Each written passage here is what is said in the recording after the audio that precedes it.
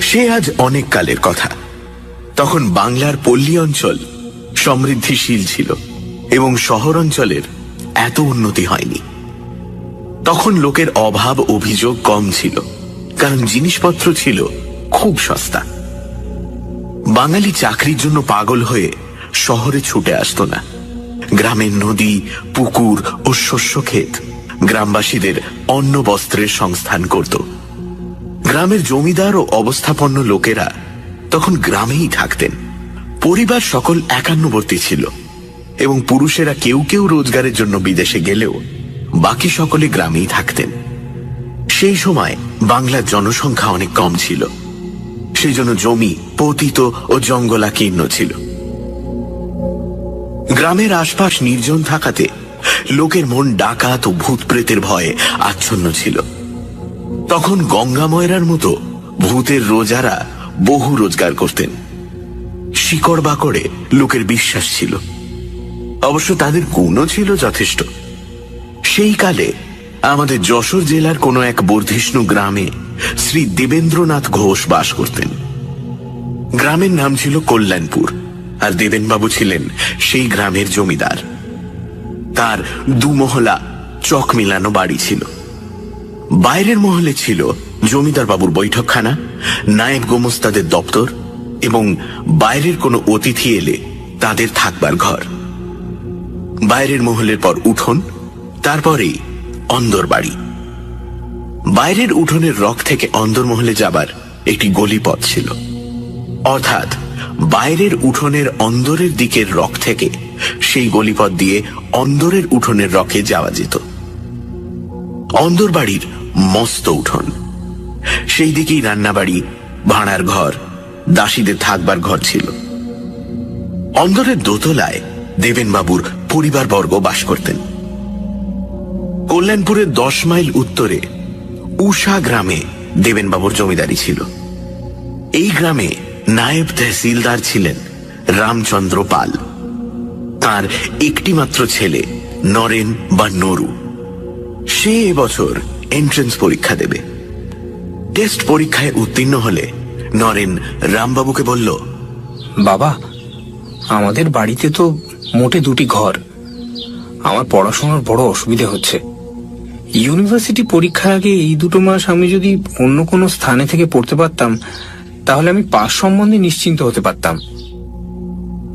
রামবাবু কথাটা বুঝলেন, কিন্তু হঠাৎ কোনো উপায় স্থির করতে পারলেন না। উষা গ্রাম ছিল খুব ছোট। গ্রামটি 3 দিকে জঙ্গল ও একদিকে ছিল প্রকাণ্ড মাঠ। যদিও এই গ্রামে কয়েক ঘর মধ্যবিত্ত গৃহস্থের বাস ছিল, কারোর এমন বাড়ি ছিল না যেখানে একটি খালি ঘর পাওয়া যায়। এই বিষয়ে চিন্তা করতে করতে জমিদার মশাইয়ের কথা রামবাবুর মনে পড়ল। দেবেনবাবু ছিলেন অত্যন্ত ভদ্রলোক ও দয়ালু।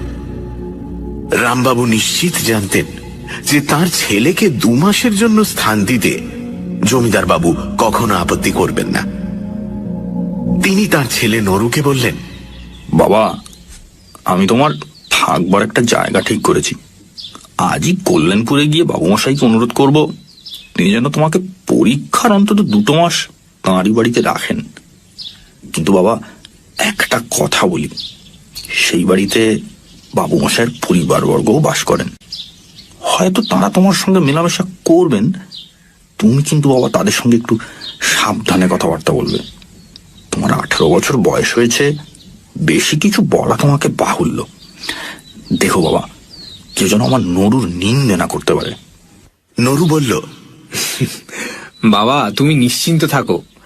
আমাদের মনিব বাড়ির মেয়েদের সঙ্গে কিরূপভাবে ব্যবহার করতে হয় তা আমি জানি। তাছাড়া আমি তো দিনরাত লেখাপড়া নিয়েই থাকবো। তোমার ভয় নেই, তোমার ছেলের কেউ নিন্দে করবে না। রামবাবু যা ভেবেছিলেন তাই হল। জমিদার বাবু অতি আনন্দের সঙ্গে নরেনকে তার বাড়িতে রাখতে রাজি হলেন। নরেন যে ঘরটি পেল তার দরজার সামনেই রক, তারপরে উঠোন এবং উঠোনের অপর দিকে অন্দরমহলে যাবার রক, যেখান থেকে অন্দরের উঠোনে যাবার সুড়িপথটি আরম্ভ হয়েছে। নরেন এই ঘরে থেকে পরীক্ষার জন্য প্রস্তুত হতে লাগল।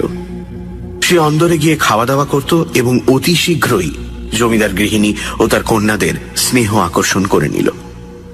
নরেন ছিল শান্তশিষ্ট ও বিনয়ী, সেই জন্য সে সকলের স্নেহ ভালোবাসা আকর্ষণ করতে পারত। জমিদার গৃহিণী ও কন্যারা নরেনের সঙ্গে আপনজনের মতোই ব্যবহার করতেন। এইভাবে নরেন কল্যাণপুর জমিদার বাড়িতে অধিষ্ঠিত হল। নরেন তার লেখাপড়ার একটি প্রণালী স্থির করে দিন রাত ক ঘন্টা কি বিষয়ে পাঠ করবে তা ঠিক করে নিল। রাতে খাওয়া দাওয়ার পরও সে ঘন্টা 2 লেখাপড়া করত। রাত ঠিক 12টা বাজলে লেখাপড়া বন্ধ করে তার ঘরের বাইরে রকে বসে হাত মুখ ধুত এবং ঘরে গিয়ে দরজা বন্ধ করে শুয়ে পড়ত। একদিন রাতে ঠিক 12টার সময় রকে বসে হাত মুখে জল দিয়ে নরেন যখন উঠে দাঁড়ালো, উঠোনের অপর দিকে অন্দরে যাবার রকের দিকে তার নজর পড়ল। নরেন দেখল যে সেখানে 19-20 বছরের একটি সুশ্রী মেয়ে দাঁড়িয়ে আছে। নরেন তাকে চিনতে পারল না। সে তাড়াতাড়ি দরজা বন্ধ করে শুয়ে পড়ল। পরদিন রাত্রে নরেন পড়ছে আর ভাবছে, কে সেই মেয়েটি? অত রাত্রে রকে দাঁড়িয়ে কি করছিল? আজও সে আসবে নাকি? নরেন পড়ে আর মধ্যে মধ্যে মেয়েটির কথা ভাবে। এই দোনামোনা করতে করতে রাত 12টা বাজল। নরেন বাইরে হাত মুখ ধুতে গিয়ে প্রথমেই ওদিকের রকে দৃষ্টি নিক্ষেপ করল। দেখল ঠিক সেইখানে সেই মেয়েটি দাঁড়িয়ে আছে। নরেন লজ্জা পেল, কিন্তু অদম্য কৌতূহলবশত মেয়েটির দিকে চেয়ে রইল। মেয়েটিও নরেনকে এক দৃষ্টে দেখছিল। ক্রমে মেয়েটি আস্তে আস্তে নরেনের দিকে এগোতে লাগল, যেন নরেনকে কি বলবে। ক্রমে মেয়েটি উঠোনে নেমে ধীরে ধীরে নরেনের দিকে আসতে লাগল, কিন্তু নরেন আর অপেক্ষা করল না। তার বুক ধড়ফড় করছিল। সে তাড়াতাড়ি ঘরে ঢুকে দরজা বন্ধ করে দিল। তাহলে ওর পরিচয়টা জানার চেষ্টা করব। নরেন সারাদিন এই সব কথাই ভাবল। কিছুতেই মেয়েটিকে মন থেকে সরাতে পারল না। সেদিন একটুও পড়াতে মন বসাতে পারল না।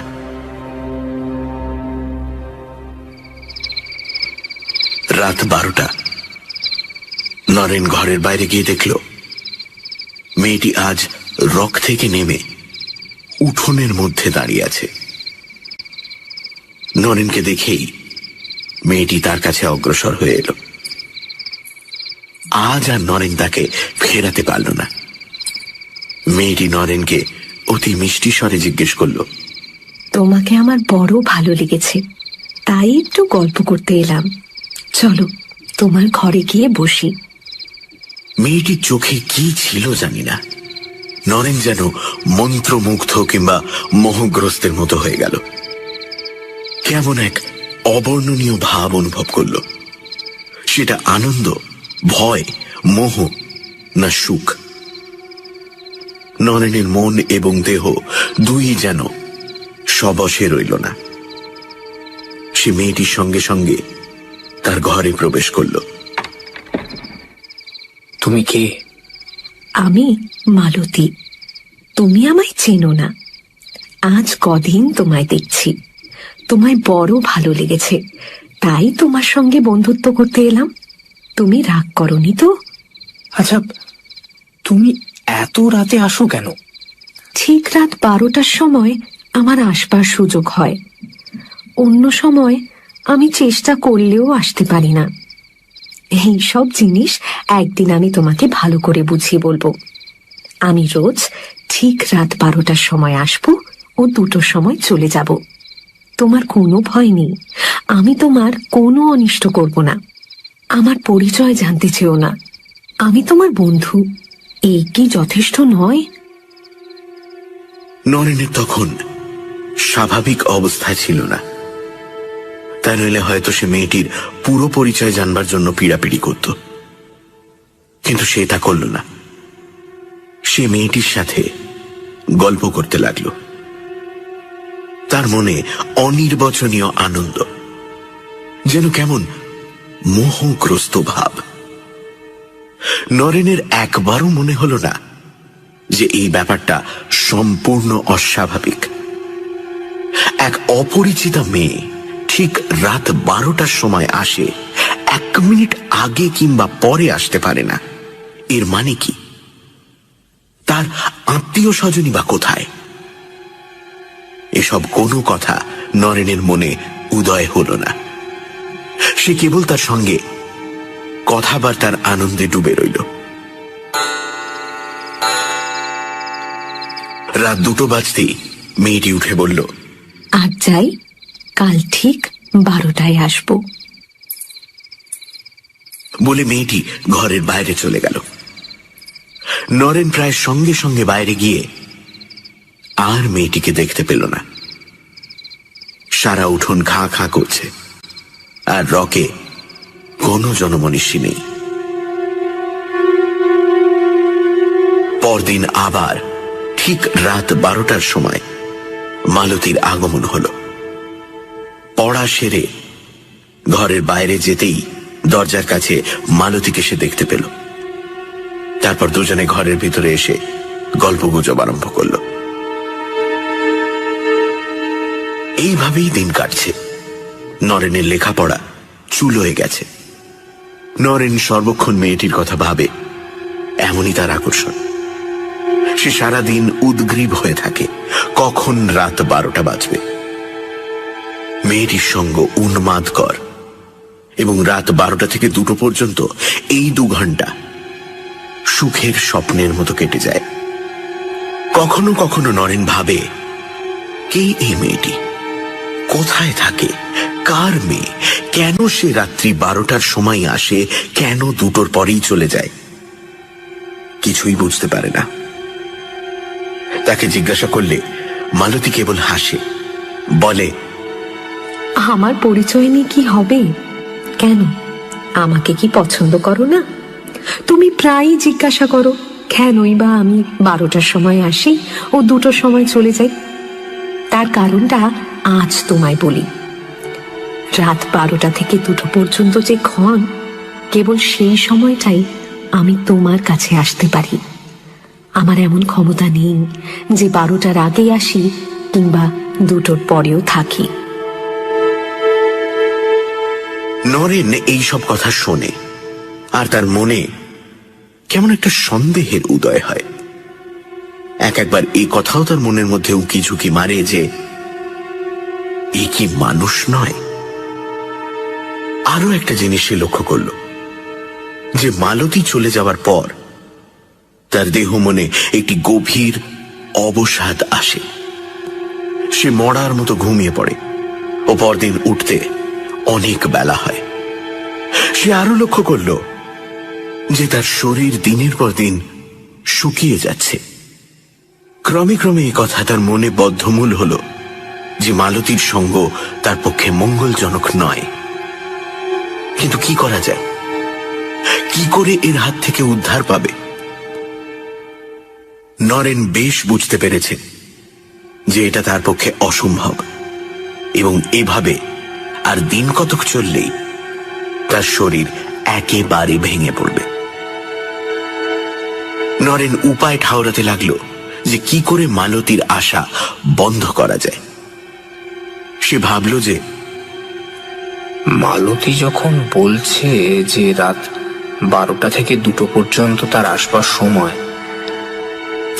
আমি কেন সেই সময়টা দরজা বন্ধ করে ঘরের ভেতরে শুয়ে থাকি না?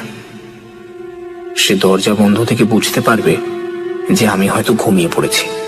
হ্যাঁ, ঠিক ঠিক। নরেন প্রতিজ্ঞা করল যে সেই রাত্রেই সে ঐরম করবে। সেই দিন রাত 11টার সময় নরেন দরজা বন্ধ করে তার বিছানায় শুয়ে পড়ল। সে ঘুমোবার চেষ্টা করল, কিন্তু ঘুম কিছুতেই এলো না।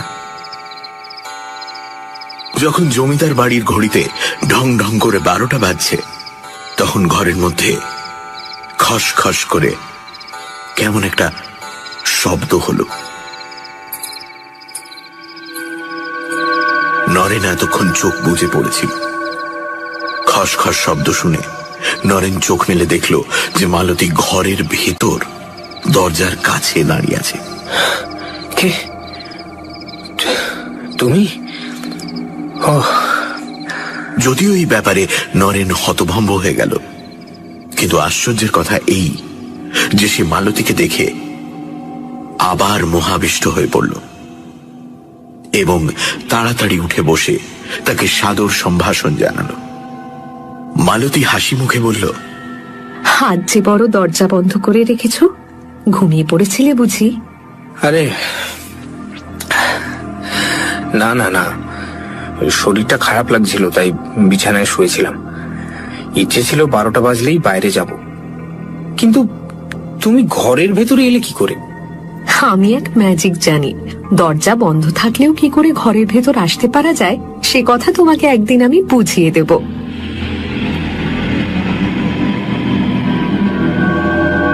সে রাত্রে মালতী চলে গেলে নরেন এক মুহূর্তও ঘুমোতে পারল না। সে কেবলই ভাবে যে মালতী কি করে ঘরের দরজা বন্ধ থাকা সত্ত্বেও ভেতরে আসতে পারল, যেটা এতদিন তার মনে উকি ঝুঁকি মারছিল। এখন সেই ধারণা বদ্ধমূল হল। মালতী যে মানুষ নয়, কোনো মৃত স্ত্রীলোক, এই ধারণা তার মনের ওপর চেপে বসল। কিন্তু আত্মা তো অশরীরী, সে দেহ ধারণ করে কি করে? ক্রমে নরেনের মনে পড়ল যে মালতী বারবার বলেছে কেবল রাত 12টা থেকে 2টো পর্যন্ত সে নরেনের কাছে আসতে পারে। নরেন ভাবল হয়তো কেবল এই সময়টুকুর জন্যই সে স্থূল দেহ ধারণ করতে পারে। নরেনের এই সম্বন্ধে কোনো জ্ঞান ছিল না এবং কোনো স্থির সিদ্ধান্তে উপনীত হতে সে পারল না।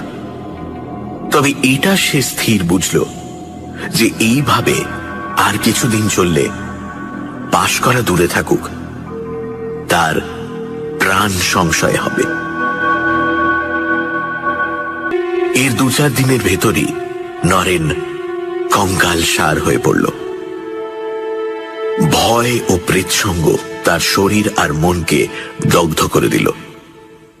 দিন রাত তার খাওয়া নেই, ঘুম নেই, কেবল রাত্রে ওই 2 ঘন্টা সে ভুলে থাকে। এমনই মালতীর আকর্ষণ, আর এমনই নরেনের মোহ। বাড়ির সকলে দেখল যে নরেন শুকিয়ে যাচ্ছে। একদিন গৃহিণী অনুযোগ করলেন যে সে যেন রাত জেগে বেশি পড়াশোনা না করে। তার পুষ্টিকর খাবারেরও বন্দোবস্ত করলেন, কিন্তু কোনো ফল হল না। তখন গৃহিণী একদিন জমিদার বাবুকে নরেনের শারীরিক অবস্থার কথা জানালেন। দেবেন বাবু নরেনকে ডেকে পাঠালেন ও তাকে বহু প্রশ্ন করলেন। নরেন প্রথমটা লুকোতে চেষ্টা করেছিল, কিন্তু প্রশ্ন বাণে জর্জরিত হয়ে শেষটায় নরেন সেই মেয়েটির কথা বলে ফেলল। একটি ভদ্রলোকের মেয়ে রাত্রে ঘরে আসে শুনে জমিদার বাবু চমকে উঠলেন ও বারবার সেই মেয়েটির পরিচয় জিজ্ঞাসা করলেন। নরেন বলল, আমি অনেক জিজ্ঞেস করেছি, কোনো পরিচয়ই ও দেয় না। তুমি তাকে ঘরে ডেকে আনো কেন? না না, আমি ডাকি না, সে আপনি আসে। তুমি ঘরের দরজা বন্ধ করে থাকো না কেন? তুমি তো বলছো যে সে রাত 12টার আগে আসতে পারে না। তুমি তার আগেই দরজায় খিল দিয়ে শুয়ে পড়ো না কেন? আমি দরজা বন্ধ করে দেখেছি, দরজা বন্ধ থাকলেও সে ঘরে আসে। জমিদার বাবু অবিশ্বাসের হাসি হেসে বললেন, তুমি কি গাঁজাখুরি কথা বলছো? দরজা বন্ধ থাকলে সে আসবে কেমন করে? তা জানি না, বোধহয় তার কোনো অমানসিক ক্ষমতা আছে। আমি তাকে জিজ্ঞাসা করেছিলাম, সে খালি হাসে আর বলে, একদিন বুঝতে পারবে, একদিন বুঝতে পারবে। নরেনের কথা শুনে দেবেনবাবু বিস্ময়ে অভিভূত হয়ে পড়লেন। তিনি বুঝতে পারলেন না যে এর রহস্যটা কি। তিনি নরেনকে ভালোভাবে জানতেন যে সে সত্যবাদী ও সৎ। বিশেষ করে তার সামনে সে কখনোই মিথ্যে কথা বলবে না। তিনি নরেনকে বললেন, তুমি আমাকে এই ব্যাপারটা দেখাতে পারো? হ্যাঁ, নিশ্চয়ই পারি। আপনি রাত 12টা বাজার একটু আগে থাকতে আমার এই পাশের ঘরটায় লুকিয়ে থাকবেন। তাহলে সবই দেখতে পাবেন, সবই শুনতে পাবেন। দেবেনবাবু তখনই নরেনের ঘরে গেলেন ও দরজা জানলা সব তন্ন তন্ন করে পরীক্ষা করে বুঝলেন যে দরজা বন্ধ থাকলে বাইরে থেকে সে ঘরে আসা একেবারে অসম্ভব। এই ঘরের পাশেই একটি ছোট ঘর ছিল এবং এই দুই ঘরের মধ্যে একটা ছোট জানলা ছিল। দেবেনবাবু ভেবে দেখলেন যে ওই জানলাটা খুলে যদি কেউ আলো নিভিয়ে ওই ছোট ঘরটায় লুকিয়ে থাকে, তাহলে নরেনের ঘরের সব ব্যাপারই সে লক্ষ্য করতে পারবে। দেবেনবাবু মনে মনে এই প্ল্যান স্থির করে রাত্রির জন্য অপেক্ষা করলেন। রাত 12টার কিছু আগে দেবেনবাবু সেই ছোট ঘরটায় গিয়ে ছোট জানলাটার আড়ালে লুকিয়ে রইলেন, কিন্তু নরেনের ঘরের ভেতর তীক্ষ্ণ দৃষ্টি রাখলেন। নরেন দরজা বন্ধ করে শুলে তিনি দরজাটির দিকে এক দৃষ্টে চেয়ে রইলেন, যাতে তার দৃষ্টি এড়িয়ে মেয়েটি ঘরের ভেতর না আসতে পারে। দেবেনবাবু এইভাবে চেয়ে আছেন আর নরেনের ঘরের আলো জ্বলছে। ঠিক 12টার সময় তার চোখে কেমন যেন ধাঁধা লাগলো। তিনি মুহূর্তের জন্য চোখ বুজলেন। তখনই চোখ চেয়ে দেখলেন যে একটি সুন্দরী মেয়ে নরেনের ঘরের ভেতরে দরজার কাছে দাঁড়িয়ে আছে। কিসে কি হলো তিনি ব্যাপারটা কিছুতেই বুঝতে পারলেন না। তারপর মালতী ও নরেন যখন কথাবার্তা বলতে আরম্ভ করল, দেবেনবাবু চুপি সারে সে ঘর থেকে চলে গেলেন। মালতী যে প্রেতিনী সে বিষয়ে তার আর কোনো সন্দেহই রইল না।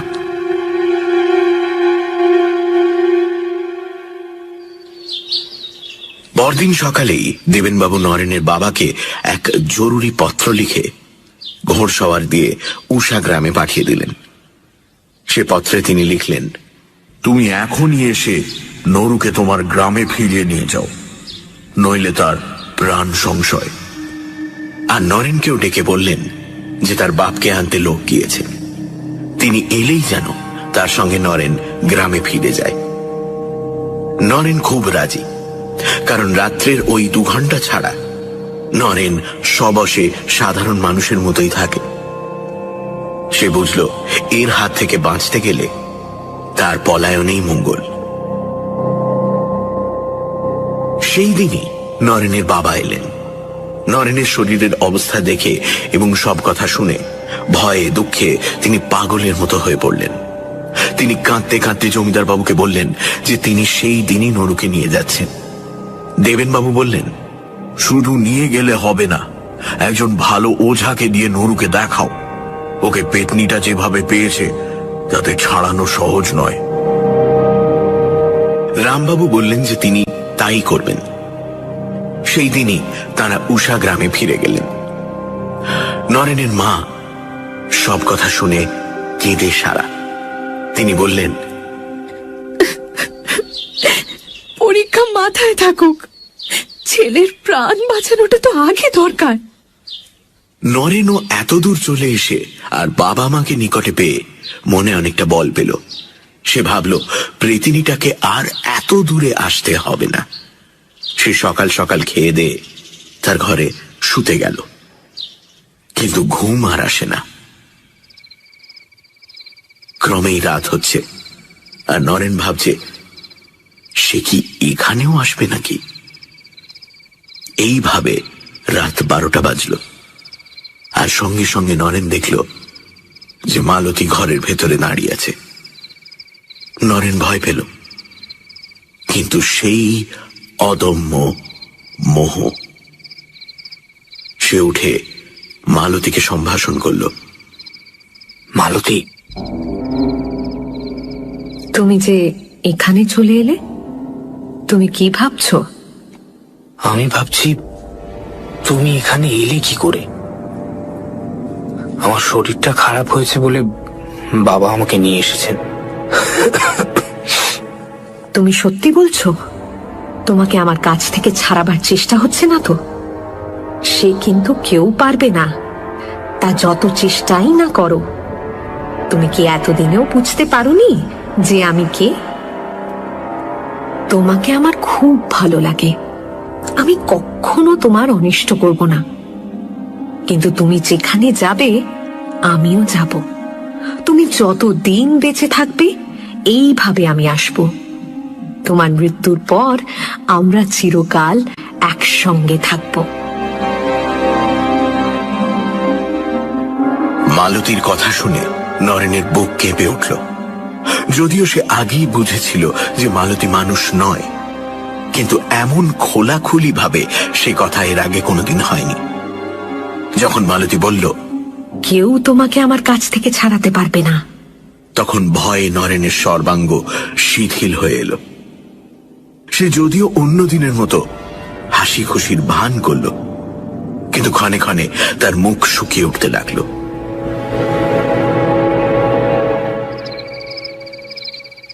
দুটোর সময় মালতী চলে গেলেই নরেন পাগলের মতো ছুটে গিয়ে তার বাবা মার শোবার ঘরের দরজায় ধাক্কা দিতে লাগলো। দরজা খোলে বাবা, বাবা আমাকে মেরে ফেলবে, বাবা আমাকে মেরে ফেলবে, বাবা বাবা দরজা খোলো, বাবা বাবা আমাকে মেরে ফেলবে। তারা তাড়াতাড়ি দরজা খুলে বেরিয়ে এসে সব কথা শুনলেন ও হাহাকার করে কাঁদতে লাগলেন। কি বলছিস তুই বাবা? বাবা এসব কথা বলিস না। কি হয়েছে বাবু? সে রাত্রে আর কেউ ঘুমোতে গেল না। পরদিন সকালেই রামবাবু প্রতিবেশীদের ডেকে এনে সব কথা বললেন। তারা বললেন যত শীঘ্র পারা যায় একজন ভালো ওঝাকে ডাকা হোক, আর যতদিন না ওঝা আসে ততদিন নরু তার বাবা মার মধ্যখানে শোবে। একজন এই সংবাদ দিলেন যে 7 ক্রোশ দূরে একজন সত্যিকারের ভালো ওঝা থাকে, তার ভূতপ্রেত সম্বন্ধে গভীর জ্ঞান, আর সে অনেক দরকারি শেকড় বাকড়েরও সন্ধান রাখে। সেই জন্যই সেই দিনই সেই ওঝাকে আনতে লোক পাঠানো হলো, আর তাকে বলে দেওয়া হলো যাতে তার পরদিনই সে ওঝাকে নিয়ে আসে। ওঝা যা চাইবে তাকে তাই দেওয়া হবে, এই কথাও তাকে বলে দেওয়া হলো। সেদিন রাত্রে নরেন বাবা মার সঙ্গে এক ঘরে শুল। দুপাশে বাবা মা, আর নরেন শুয়েছে মাঝখানে একই বিছানায়।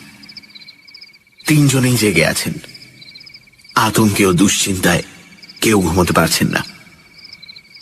এইভাবে রাত 12টা বাজল। নরেন চোখ বুজে শুয়েছিল। হঠাৎ নরেন অনুভব করল কে যেন তাকে ঠেলছে। নরেন চমকে চোখ মেলে দেখল মালতী তার মাথার কাছে বসে আছে। নরেন চুপি চুপি বলল, মালতী, তুমি কি করছো? হ্যাঁ, বাবা মা জানতে পারবেন যে?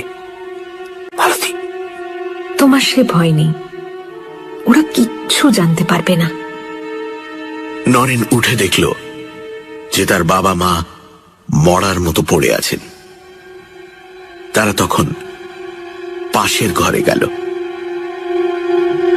এই কথা বলাই বাহুল্য যে মালতী রামবাবু ও তার স্ত্রীকে অজ্ঞান করে রেখেছিল।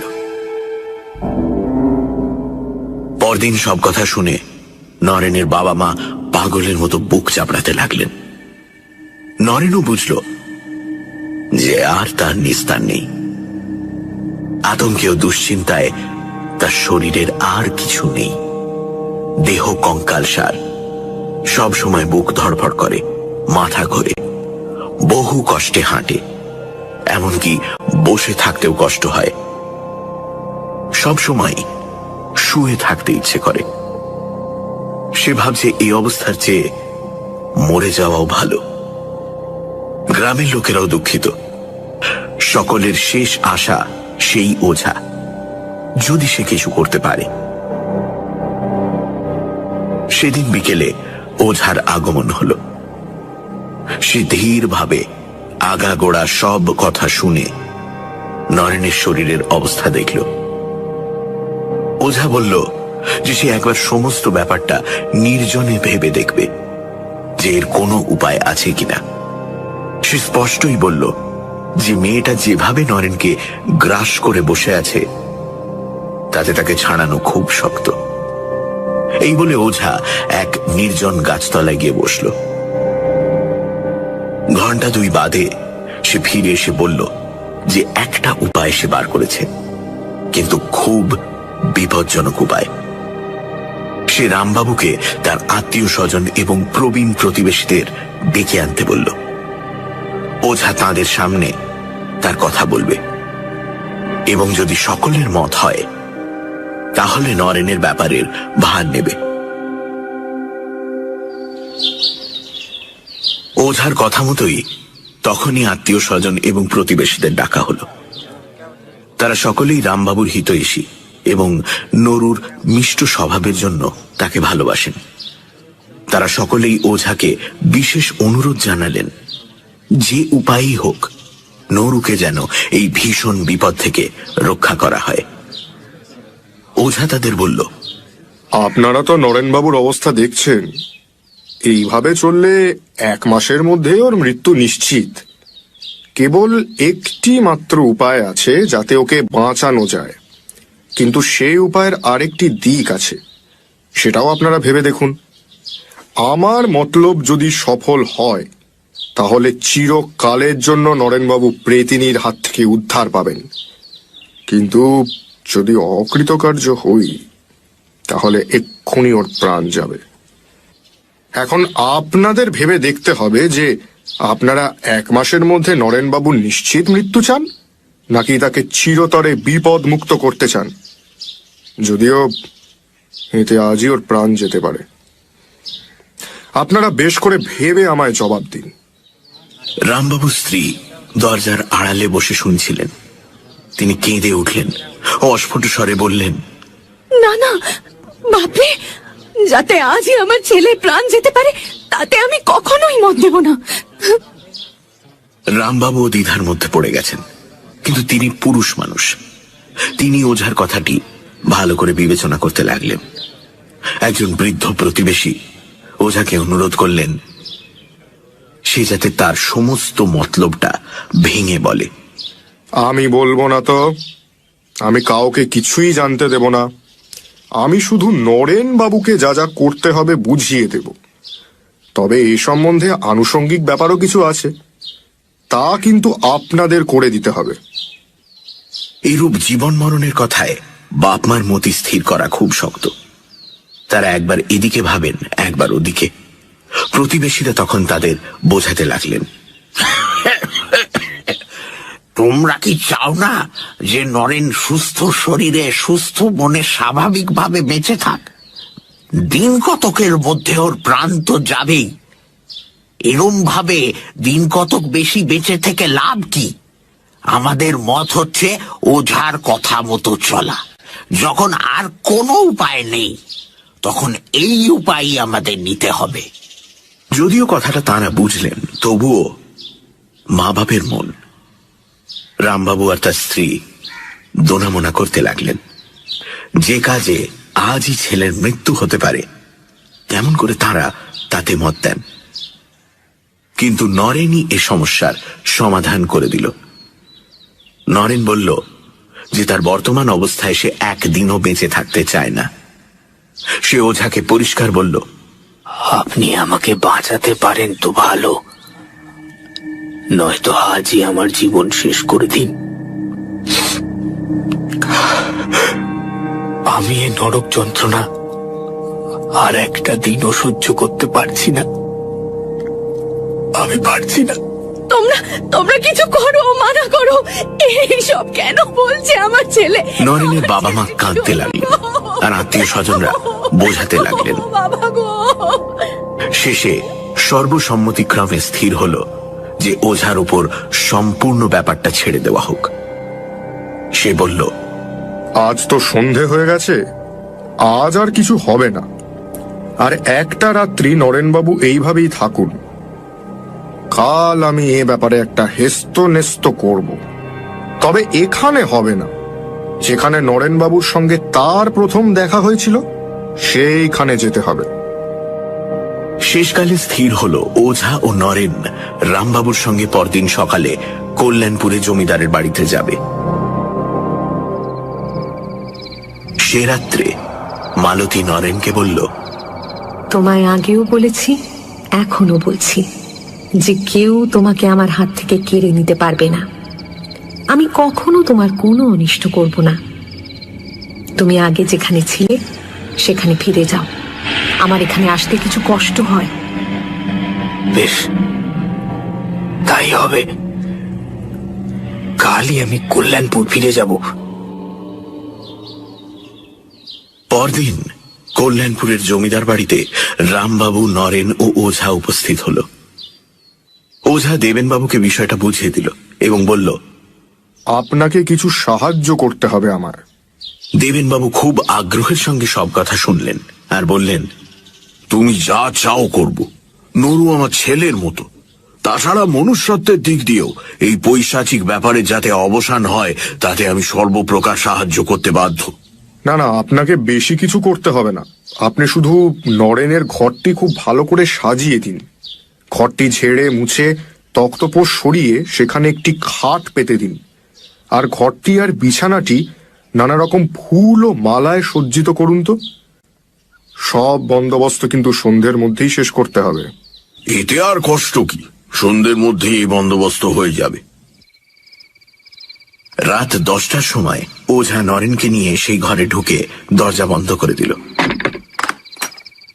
সেখানে ওঝা নরেনকে তার মতলবটা ভেঙে বলল আর খুব ভালো করে নরেনকে বুঝিয়ে দিল তাকে কি করতে হবে আর কি বলতে হবে। শেষকালে ওঝা বলল, নরেনবাবু, আপনার জীবন এখন আপনার হাতে। ভূতনাথ মহাদেবের কাছে প্রার্থনা করি যে তিনি আপনার বুকে বল দিন। রাত্রি 12টার কিছু আগে ওঝা ঘর থেকে বেরিয়ে গেল। ঠিক রাত 12টায় মালতীর আগমন হল। নরেন খুব আগ্রহের সঙ্গে তাকে আহ্বান করল এবং সাজানো খাটে বসতে বলল। আজ এ কি ব্যাপার? এমন খাট, এত ফুলের মালা, এ কার জন্য? কেন? তোমার জন্য। আর তার পুরস্কারও তো পেলাম। এর আগে তো কখনো তুমি দুবার আসনি। দুবার মানে? আমি আবার কখন এলাম? সে কি, তুমি এর মধ্যে ভুলে গেলে? তুমি রাত 10:30টার সময় এলে আর বললে যে তুমি ফুল নিয়ে সাজানো ঘর দেখে আজ আগেই এসেছো। আমার সঙ্গে ফুল নিয়ে, মালা নিয়ে কত কাড়াকাড়ি করলে। এ দেখো না, বিছানাতে ছেঁড়া মালা, ছেঁড়া ফুল পড়ে রয়েছে। এই তো 15 মিনিট হলো তুমি গেছো, এর মধ্যে সব ভুলে গেলে? ভুলে গেছো না আমার সঙ্গে তামাশা করছো? হ্যাঁ? নরেনের কথা শুনতে শুনতে মালতীর হাসি মিলিয়ে গেল। মুখ হলো অসম্ভব গম্ভীর আর চোখ দিয়ে আগুন বেরোতে লাগলো। তুমি আমার সঙ্গে ছলনা করছো না তো? আমার গা ছুঁয়ে বলো তো, আমি আজ রাত্রিবেলা আগেও এসেছি কিনা? নরেন তখনই তাই করল। মালতী আর কোনো কথা না বলে এক মনে ভাবতে লাগলো। মালতীর মুখের সৌন্দর্য গেছে মিলিয়ে, মুখ রাগে কালো হয়ে গেছে আর থমথম করছে। কিছুক্ষণ পরে মালতী নরেনকে বলল যে এর আগে সে আসেনি, আর কেউ তার মতো সেজে এসেছিল। নরেন যেন কত দুঃখ আর ভয় পেয়েছে, এইভাবে বলল, মালতী, যদি তাই হয়ে থাকে তবে তুমি তার হাত থেকে আমাকে বাঁচাও মালতী। আমার তোমাকেই ভালো লাগে আর তোমারই বন্ধুত্ব আমার চাই। যদি আর কেউ এভাবে আসে তাহলে আমি আর বাঁচবো না মালতী। যে করে হোক তুমি আমাকে এই ঘোর বিপদ থেকে বাঁচাও মালতী। আমাকে বাঁচাও মালতী। মালতী কিছুক্ষণ গভীরভাবে চিন্তা করে বলল, এর একটা উপায় আছে, কিন্তু তা কি তুমি পারবে? আমাকে সম্পূর্ণ বিশ্বাস করতে পারবে কি? আমি কে তা তো তুমি জানো। এই গভীর রাতে আমার সঙ্গে এক জায়গায় যেতে পারো? নরেন বুঝল যে এতক্ষণে তার জীবনের সবচেয়ে সংকটময় মুহূর্ত উপস্থিত হয়েছে। তার হাত পা ঠান্ডা হয়ে গেল এবং বুকের মধ্যে কেমন করতে লাগলো। সে কষ্টে হেসে বলল, তোমার সঙ্গে যাব তাতে ভয়টা কি? কিন্তু তুমি কি করতে চাও সেটা আমাকে বুঝিয়ে বলো। এখান থেকে 2 মাইল দূরে উত্তর দিকে যে জঙ্গলটা আছে সেখানে তোমায় নিয়ে যাব। সেখানে এক জায়গায় এক রকমের তোমাকে শিশা আছে। সেই লতার শিকড় তোমাকে আনতে হবে। তা তা তুমি নিজেই নিয়ে এসো না। তুমি তো সব জায়গায় যেতে পারো। বাইরে কি প্রচন্ড মেঘ করেছে দেখেছো? আর তুমি তো জানো আমার হাঁটতে বেশ কষ্ট হয়। আমি যদি আনতে পারতুম তাহলে কি তোমাকে কষ্ট দিই? আমি সে লতা গাছের কাছেও যেতে পারি না। তোমাকে সে শিকড় আনতেই হবে। সেই শিকড় দিন রাত তোমার হাতে বেঁধে রাখতে হবে। ঠিক রাত 12টার সময় সেই শিকড় খুলে অন্য ঘরে তফাত করে রেখে আসবে। আর রাত 2টোর সময় আমি চলে গেলে আবার পড়ে থাকবে। কেউ আর তোমার কাছে আসতে পারবে না। নরেন আর কিছু বলল না এবং তারা দুজন ঘর থেকে উঠোনে নামল। ক্রমে উঠোনের বাইরে এসে গ্রামের উত্তর দিকে যেতে লাগলো। আকাশ গভীর মেঘাচ্ছন্ন, মধ্যে মধ্যে বিদ্যুৎ চমকাচ্ছে। পল্লী পথ জনহীন। নরেনের সঙ্গী কেবল মালতী। সে মানুষ নয়, নরেন জানে। শুধু তাই নয়, নরেন দুর্বল বলে মালতী তার হাতও ধরে আছে। মালতী তাকে বলল, এখন তুমি বেশি পরিশ্রম করো না। তুমি আমার কাঁধে ভর দিয়ে চলো। মনে রেখো, আসবার সময় আমি তোমার কাছে থাকতে পারবো না। তোমাকে নিজেই আসতে হবে।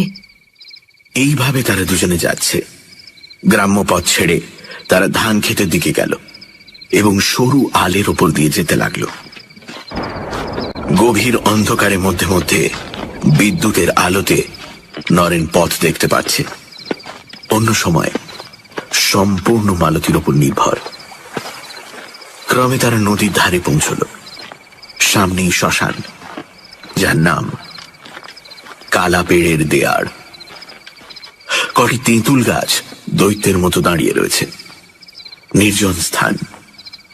নরেনের বুক সবলে স্পন্দিত হতে লাগল, কিন্তু ওঝার কথা তখন তার কানে বাজছে। নরেনবাবু, আপনার জীবন আপনার হাতে। ভূতনাথকে স্মরণ করবেন, কোনো ভয় নেই। এইবার জঙ্গল আরম্ভ হলো। এখান থেকে আর পথ নেই। প্রেতিনী যেদিকে নিয়ে যাচ্ছে, মানুষ সেদিকেই যাচ্ছে। একটু পরে ডান দিকে একটা বড় অশ্বত্থ গাছ দেখা গেল। মালতী নরেনকে ছেড়ে দিয়ে বলল, ওই গাছটার ওপারে আগাছার জঙ্গল আছে। সেখানে গোটা কতক লতানো গাছ আছে। তারই একটা শিকড় শুদ্ধ তুলে নিয়ে এসো। তোমাকে একলাই যেতে হবে। প্রেতিনী নির্দেশ মতো নরেন অগ্রসর হয়ে গেল এবং সেখানে কয়েকটি লতানি গাছ দেখতে পেল। মূল শুদ্ধ একটি লতানি গাছ তুলে এনে নরেন পূর্বস্থানে ফিরে এলো, কিন্তু মালতীকে সে স্থানে দেখতে পেল না। সে ভয়ে কম্পিত স্বরে ডাকল, মালতী, মালতী, মালতী! প্রায় 50 হাত দূর থেকে মালতী জবাব দিল, আমি এখানে আছি। এখন তো মেঘ খানিকটা কেটে গেছে এবং অল্প চাঁদের আলো ফুটেছে। আমার সাদা কাপড় তো তুমি দেখতে পাচ্ছ। আমি এগিয়ে যাচ্ছি, তুমি পেছন পেছনে এসো। নরেন দ্রুত পদে মালতীর দিকে এগিয়ে গিয়ে বলল, আগে তুমি শিকড়টা দেখো তো যে ঠিক জিনিসটা এনেছি কিনা। মালতীর সঙ্গে সঙ্গে এগিয়ে যেতে যেতে বলল, হ্যাঁ হ্যাঁ, ঠিক জিনিসই এনেছো। তুমি আমার অত কাছে এসো না। মালতী এগিয়ে যাচ্ছে, আর 50 হাত পিছু পিছু নরেন আসছে। আবার সেই নদীর ধার, সেই কালাপেড়ের দেয়ার, সেই ধান ক্ষেত আর সরু আলের রাস্তা। আবছা আলোতে নরেন মালতীকে দেখতে পাচ্ছে।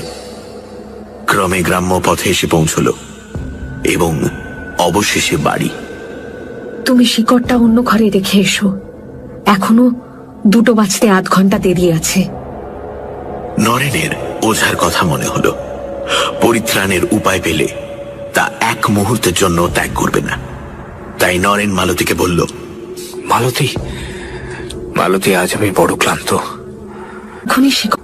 তুমি আজ যাও, কাল আবার এসো। বড় ক্লান্ত। বেশ, তাই হোক। এখনই শিকড়টা হাতে বেঁধে ফেলো, কাল রাত 12টার সময় আবার খুলে রেখো।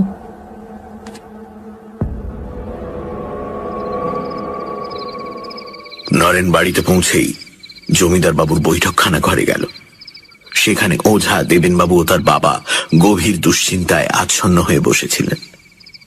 নরেনকে দেখতে পেয়ে তারা আনন্দে কলরব করে উঠলেন। ওঝা জিজ্ঞেস করল, ওষুধ পেয়েছেন? কি জিনিস পেলেন একটু দেখি।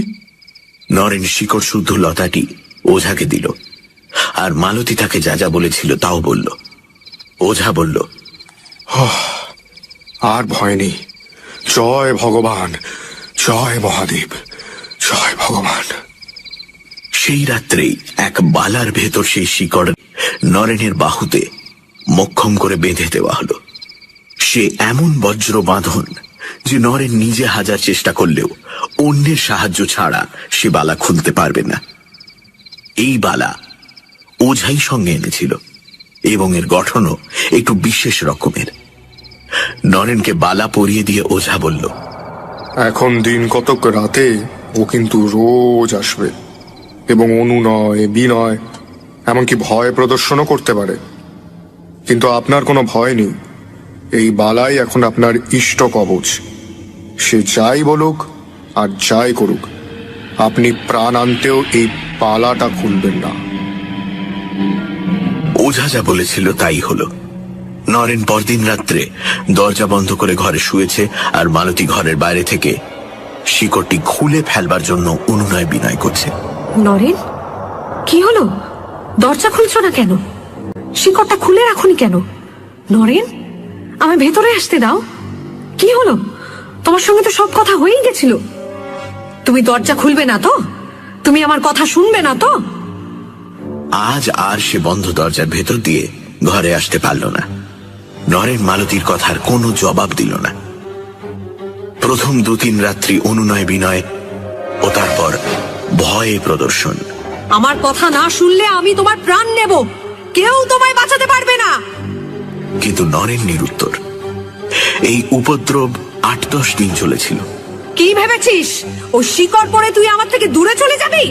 আমি সেটা কোনোদিনও হতে দেব না। তুই আমাকে ফাঁকি দিবি? তুই ওই শিকড় পরে নিজেকে আমার থেকে দূরে সরিয়ে দিবি? আমি এটা কোনোদিনও হতে দেব না। আমি এর আগেও বলেছিলাম, এখনো বলছি, এই শিকড় খুলে ফেল। আমি তোর কোনো অনিষ্ট করব না। করবি না তো? ঠিক আছে, এবার তোর একদিন কি আমার একদিন। আমি তোকে প্রাণে বাঁচতে দেব না। আমি তোকে নিজের থেকে আলাদা হতে দেব না। তারপর মালতী আর আসেনি। নরেন তার বাবার সঙ্গে গ্রামে ফিরে গেল এবং মা বাবার আদরে যত্নে অতি শীঘ্রই তার পূর্ব স্বাস্থ্য ও মনের বল ফিরে পেল। নরেনের আনন্দ, মা বাবার আনন্দ, আত্মীয় স্বজনের আনন্দ, প্রতিবেশীর আনন্দ, জমিদার বাবু ও তার পরিবার বর্গের আনন্দ, আর সবচেয়ে বড় আনন্দ হল ওঝার। শুধু যে সে একটি অমূল্য জীবন রক্ষা করেছে তাই নয়, সকলের কৃতজ্ঞতা ভাজনও হয়েছে। শুধু তাই নয়, জমিদার বাবু তার কোঁচোর টাকায় ভরে দিয়েছিলেন।